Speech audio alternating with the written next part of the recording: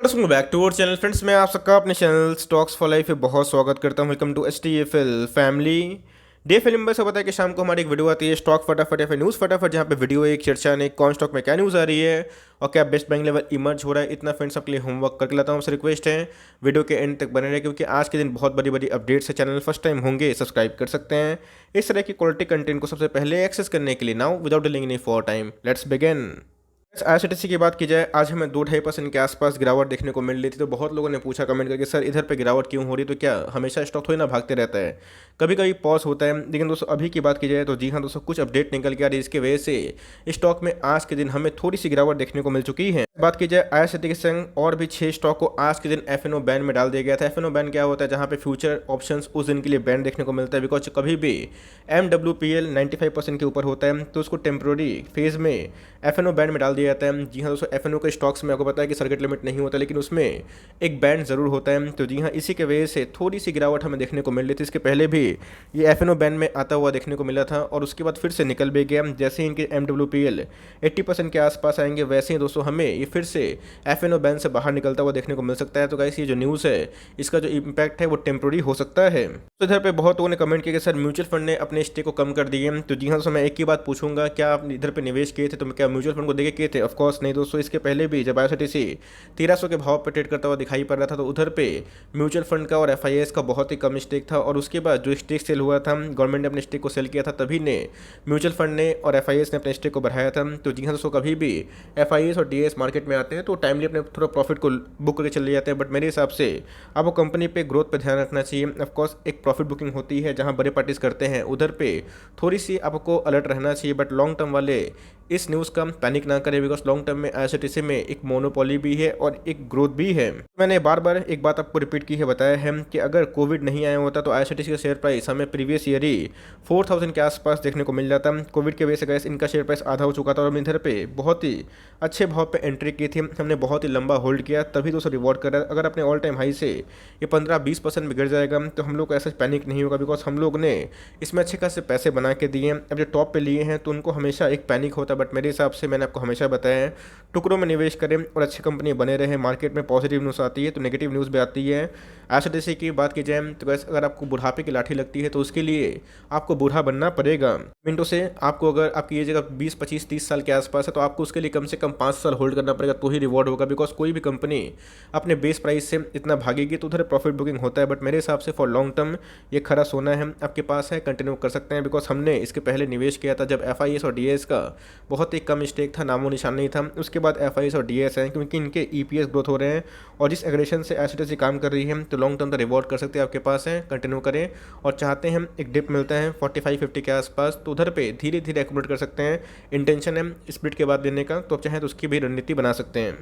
बीच में आवास फर्नीचर में घुसने का बहुत अच्छा मौका था। आवास फर्नीचर की बात की जाए तो मैंने इसको रेगुलरली कवर किया था। बहुत लोगों ने बोला कि सर इतना कवर क्यों कर रहे हैं? तो भाई, जहाँ पैसे कमाने का मौका है क्यों ना करूँ। इसके पहले का सबको अच्छे से याद है, ये 2350 के आसपास आ चुका है। अगर आप मेरे पुराने व्यूअर है, अगर मुझे रेगुलरली फॉलो करते हैं, आपको अच्छे से पता है कि बीच में एक स्टिक सेल हुआ था जहाँ पर मैंने खुल के बताया था कि आपको इधर पर निवेश करना। मैंने खुद निवेश भी किया था, इसके पहले भी मेरे इनके अंदर अच्छे खासे निवेश भी थे। बट मैंने इस डिप का फ़ायदा उठाया और उस डिप से गए समय शॉर्ट टर्म में भी 15% का मुनाफा हो रहा है। इसलिए मैं बोलता हूँ कन्विक्शन इस कि अपने स्टॉक पे भरोसा रखिए। मार्केट में प्राइस परमानेंट नहीं होता, टेम्प्रोरी होती है, लेकिन आपका कन्विक्शन वो परमानेंट होता है, आपको धोखा बहुत ही कम देता है। तो मेरे हिसाब से अभी भी इसमें लॉन्ग टर्म का बेट बन सकता है। चाहते हैं तो अभी भी SIP करिए। ये 3073 का स्टॉक है और गिरता है तो अच्छी बात है, कोई पैनिक वाली बात नहीं है। बिकॉज उसके पहले भी जिन्होंने इधर पे डिप में लिया था वो प्रॉफिट बुक कर सकता है। बट मेरे हिसाब से ब्रेकआउट के वर्ड्स पे है और मैंने बार बार बताया है कि एक बार 2500 का लेवल तोड़ेगा तो 2700 के आसपास आता हुआ देखने को मिल सकता है। और आप देख सकते हैं कि आज के दिन हमें जो क्लोजिंग है वो 2775 के आसपास देखने को मिल रही है। शॉर्ट टर्म में भी जिनको पैसे बनाने थे उन्हें 15% के आसपास पैसे बना लिए हैं। टाटा मोटर्स की बात की जाए तो जी हाँ दोस्तों, इसमें और टाटा पावर में काफ़ी तेज़ी देखने को मिल रही है। मैंने आज के दिन टाटा पावर को भी कवर किया है, बताया है कि टाटा पावर में इनके MD और CEO ने बताया है कि इनके ROE और ROC आने वाले 2 सालों में अच्छे खासे उम्मीद कर रहे हैं। लेकिन टाटा मोटर्स की बात की जाए तो गैस 9% का जो उछाल है ये इसलिए आ रहा है बिकॉज ग्लोबली एक बहुत बड़ी डेवलपमेंट निकल के आ रही है। लास्ट ईयर के सेल्स Q2 के और अभी के Q2 में 24% का इजाफा है और ग्लोबली गैस इनके 2.5 लाख से ऊपर यूनिट सेल होने के चांसेस दिखाई पड़ जाते हैं। शॉर्ट टर्म में सेमीकंडक्टर का एक इशू है जिसकी वजह से ही थोड़ा थोड़ा सा प्रॉब्लम फेस कर सकता है, बट मेरे हिसाब से कंपनी ठीक ठाक निकल के आ रही है। मैंने इसको और टाटा पावर को कंसिस्टेंट बेसिस पे स्टॉक फटाफट में कवर किया और एक ही बात बताया, प्राइस छोटा है, अपनी एसआईपी करें, धीरे धीरे एक्मुलेशन करें, कोई जल्दीबाजी ना करें, 12 से 18 महीना तक धीरे धीरे उठाएं, कोई पैनिक वाली बात नहीं है। गिरता है तो आपके लिए मौका है। और अभी की बात की जाए तो बहुत सारे ब्रोकर्स ने 450 का भी टारगेट से नवाजा है, तो मेरे हिसाब से फॉर लॉन्ग टर्म इसको कंटिन्यू करें। ईवी के क्षेत्र में ये कंपनी आपको बहुत रिवॉर्ड दे सकती है।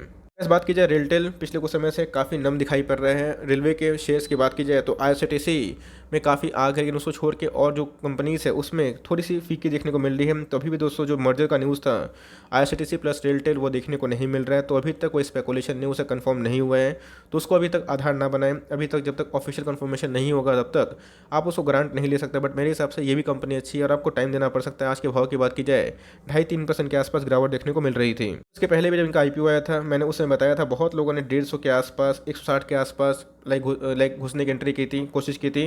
मैंने साफ साफ बताया था कि उधर पे एंट्री ना करें, बिकॉज इसका मुझे प्राइस 100-110 के आसपास सही लगता है। तब के पास है हाई लेवल पे भी, तो आपको एक ही बात करना पड़ेगा, होल्ड एंड कंटिन्यू।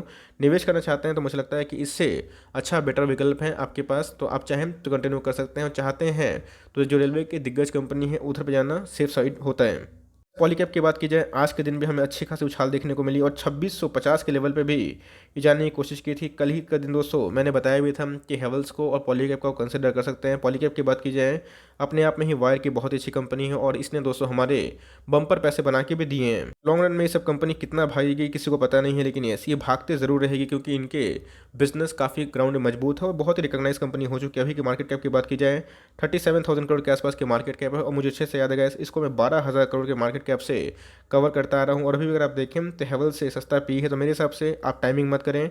आपको कंपनी पसंद है तो ज़्यादा बॉटम आउट करने की कोशिश करेंगे तो प्राइस 3,000 के पास भी चला जा सकता है। तो मेरे हिसाब से 10 स्टॉक खरीदना है, 2-3 स्टॉक अभी खरीद लीजिए और गिरता है तो सही बात है अपनी एसआईपी को बढ़ाइएगा। भाग जाएगा 3,000 के आसपास, फिर डिप देगा 250 के आसपास, तो फिर दोस्तों उधर पे अपनी एसआईपी को कंटिन्यू करें। ऐसे ही हम लोग अप ट्रेंड वाले स्टॉक्स में घुसते हैं। आप सोचेंगे कि एक लेवल पे आके ही निवेश करेंगे तो बहुत सारे स्टॉक्स में रैली मिस हो जाती है और उसके बाद स्टॉक उस लेवल से भी दुगना हो जाता है। तो मेरे हिसाब से एसआईपी करें और लिए हुए लॉन्ग टर्म तक होल्डिंग कंटिन्यू करें। मुझे गैस इस कंपनी में काफ़ी ट्रस्ट भी है। सेम हमें मारुति में भी आज के दिन रौनक देखने को मिली और जितने भी ऑटोमोबाइल के सेल्स थे उसमें काफ़ी इंप्रूवमेंट के चांसेस दिखाई पड़ रहे हैं, जिसकी वजह से इसमें भी हमें अच्छी खासी उछाल देखने को मिल रही है। मारुति अपने आप में ही एक अच्छी कंपनी है और ऑटो के आज जितने भी स्टॉक्स से इंडेक्स से खुद 200 इटसेल्फ आज बहुत ही हाई देखने को मिल रहा था। मारुति की बात की जाए एक बार ये 7,700 का जो लेवल है ये इसको तोड़ता है तो आने वाले कल में ये रॉकेट बन सकता है। तो मेरे हिसाब से कंपनी फंडामेंटली अच्छी है, डेफरी कंपनी है, कैश रिच भी है, आपके पास है, कंटिन्यू कर सकते हैं। और आपको बहुत ही सेफ साइड जाना है तो मेरे हिसाब से बजाज ऑटो की बात की जाए, मारुति की बात की जाए, आप इन सब स्टॉक कवर कर मतलब कंसिडर कर सकते हैं। ये भी एक फंडामेंटली बहुत ही अच्छी कंपनी है, आपके पास है, आप जरूर से कंटिन्यू करें। बात की जाए आज टीसीएस में हमें 5-6% की गिरावट देखने को मिली और टीसीएस स्टॉक जब कभी भी 5-6% के आसपास गिरता है तो उसमें एक बड़ी गिरावट मानी जाती है। तो जी हाँ, आईटी के नंबर्स की बात की जाए तो बहुत ऐसे एनालिस्ट हैं जिनको लगता है कि इनलाइन नहीं है इनके नंबर्स, और बहुत सारे एनालिस्ट हैं जो अभी मानते हैं कि टीसीएस इधर से और भागेगा। तो जी हाँ, 13 तारीख की बात की जाए जो कि बहुत दूर नहीं है, इनके नंबर्स आने वाले हैं क्वार्टरली के, तो एक बार नंबर्स इनके इनलाइन आते हैं तो इसमें एक तेजी आ सकती है, वरना एक प्रॉफिट बुकिंग होगी, उससे कोई दिक्कत वाली बात नहीं है। ये सब गैस एक सदाबहार वाला स्टॉक है और इन सब स्टॉक्स में आप कभी भी एंट्री करें तो उधर पर लॉन्ग टर्म होल्डिंग करेंगे तो पैसे जरूर बनते हैं। कोई कोई स्टॉक का कोई नेचर होता है, बिकॉज उनका एक चलने का स्टाइल होता है। इसके पहले अगर आपने देखा होगा ये बहुत ही साइड वे चलता था, धीरे धीरे भागता था, बट उसके बाद क्या हुआ, पैंडेमिक हुआ, सारे बिजनेस के अर्निंग बंद हो गए, इनके अर्निंग चालू थे, तो ये स्टॉक क्या हुआ, एक साल में दोगुना भाग गया। ऐसा मत सोचिएगा कि हर साल ये पैसे दोगुना करता है, नहीं करता है। इंडेक्स मैनेजमेंट अगर होगा तो प्रॉफिट बुकिंग होगी, लेकिन प्रॉफिट बुकिंग होती भी है, गिरता है तो उससे कोई पैनिक वाली बात नहीं है, वो टेम्प्रोरी होगा। आपका विजन अगर 5 ईयर्स का है, 10 ईयर्स का है, इन्फोसिस से स्टॉक आपके पोर्टफोलियो में ज़रूर होने चाहिए, बिकॉज ये अपने आप में ही एक काबिल तारीफ कंपनी है और डेफरी कंपनी है, आपके पास है, कंटिन्यू करें। एक बार Q2 के नंबर्स देख लीजिए, उसके बाद मैं वीडियो बना दूंगा कि फर्दर क्या स्ट्रेटजी होगी और देखना बनता है कि आने वाले कल में आईटी का ट्रेंड कैसे जा सकता है।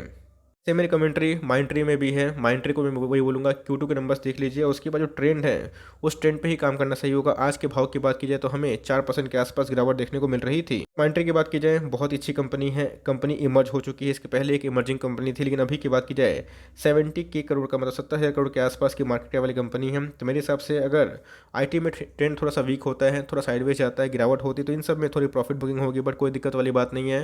ये कंपनी अच्छी है, फंडामेंटली बहुत ही मजबूत है और गिरता है गिरने दो, उधर पे फ्रेश एंट्री ले सकती है। अगर आपको एंट्री करनी है तब अभी भी कर सकते हैं, बट मेरे हिसाब से एक बार इन्फोसिस के नंबर देख लीजिए, देखना बनता है कि उस समय ट्रेंड कैसा बनता है, आईटी के फेवर में है या फिर नहीं है।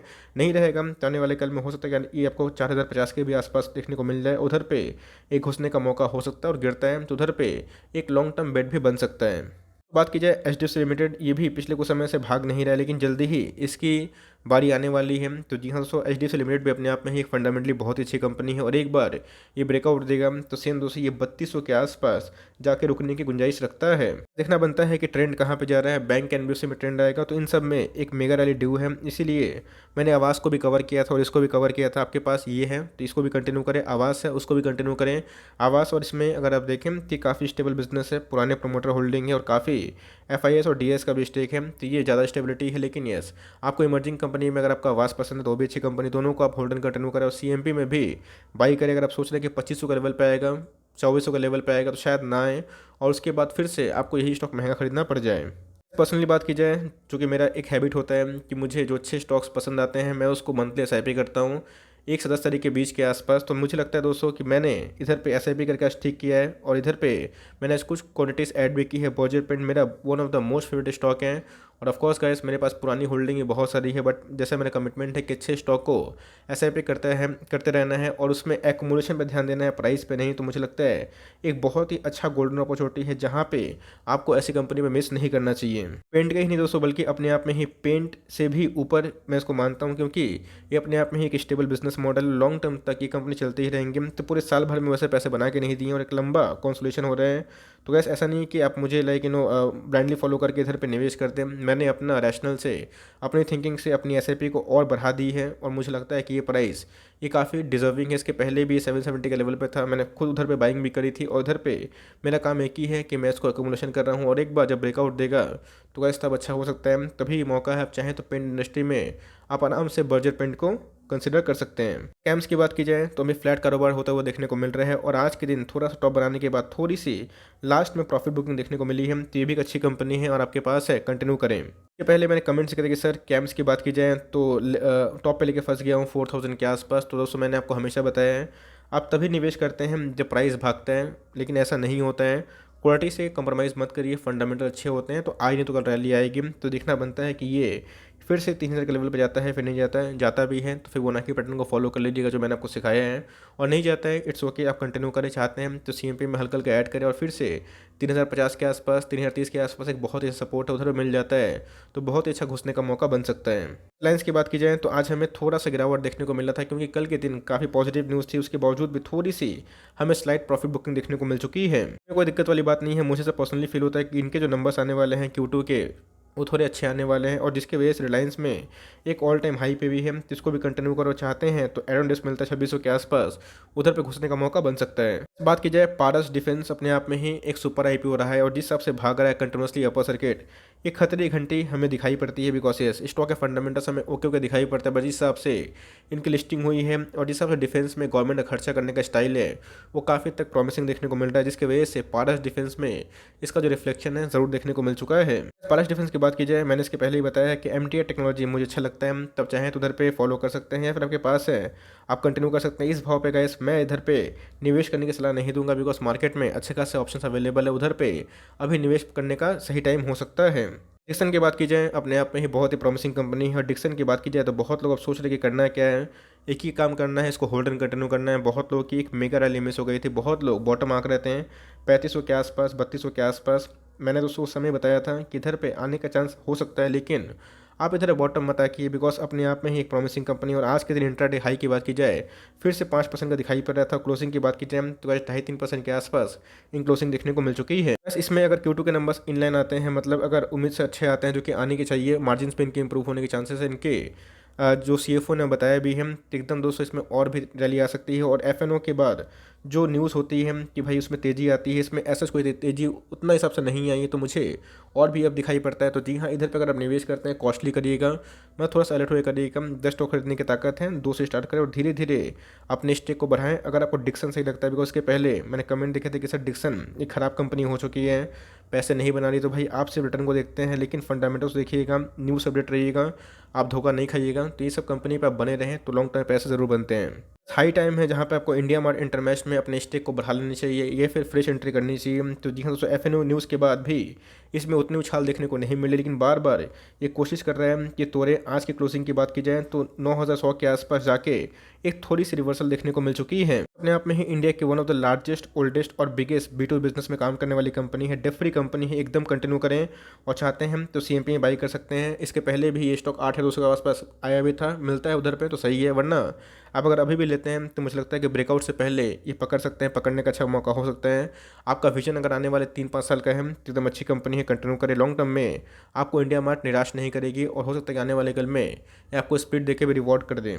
बात की जाए at last but not the least, बात की जाए IEX की। जी हाँ दोस्तों, हमें कंटिन्यूसली पिछले कुछ समय से काफ़ी तेज़ी देखने को मिल रही है। कल भी तेज़ और आज भी हमें 12% के आसपास तेज़ी देखने को मिल रही है। एक तो FNO का स्टॉक बनने के बाद इसमें एक काफ़ी तेज़ी जो आने की उम्मीद थी वही हमें देखने को मिल रहा है। और उसके बाद जो गवर्नमेंट का जो वे पे ऑफ था, मैंने कवर भी किया था कल के दिन, जहाँ पे MCX को और इनको बेनिफिट मिलने के चांसेस हैं। तो जी हाँ, अपने आप में ही ये भी एक मोनोपोली कंपनी है, डेट फ्री कंपनी है, और इधर पे जो इनका बिजनेस मॉडल है नेवर एंडिंग में काम करता है। तो आपके पास है, आप कंटिन्यू करें। नहीं लिए हैं, लेना चाहते हैं तो मुझे लगता है कि अभी के टाइम में एक डिप का आप इंतज़ार करें।